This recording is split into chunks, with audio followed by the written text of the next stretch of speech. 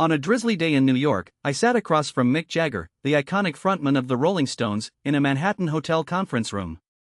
He's 82 and has spent decades in the public eye, but this time I got a different side of him than the polite aloof, tight-lipped image that builds up around him in press releases.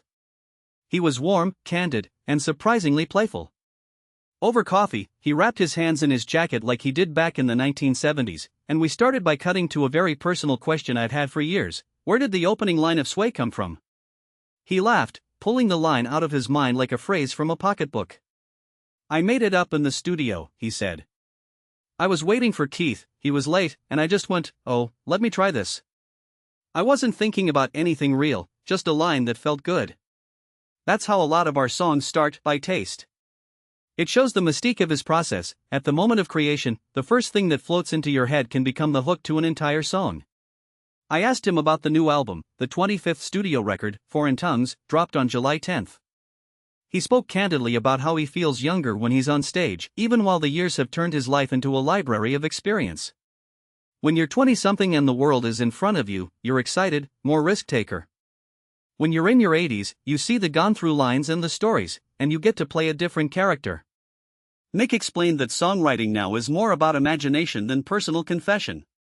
He is not recalling a specific loss or regret. Instead, he immerses himself into the song's persona and lets the story unfold. He admits that the age factor doesn't change the core of the music, it only changes the lens through which the story is told. He smiles knowing that the same hooks, the same rhythms, still get the crowd moving even as the narrative shifts in perspective. Beyond the music, the interview revealed something unexpected about the man behind the stage lights: a bit of spontaneity, a willingness to talk, and a love for his craft that feels almost cult-like. Even the story that Sway was improvised while waiting for Keith reminds us that all great music is born out of the right moment.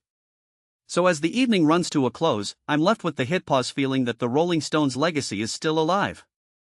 In the world of fleeting curiosities, one of the greatest legends of rock and roll is still learning, still experimenting, and still, in one way or another, surprise-worthy. Until next time, keep rocking and ask your own questions. Thanks for listening.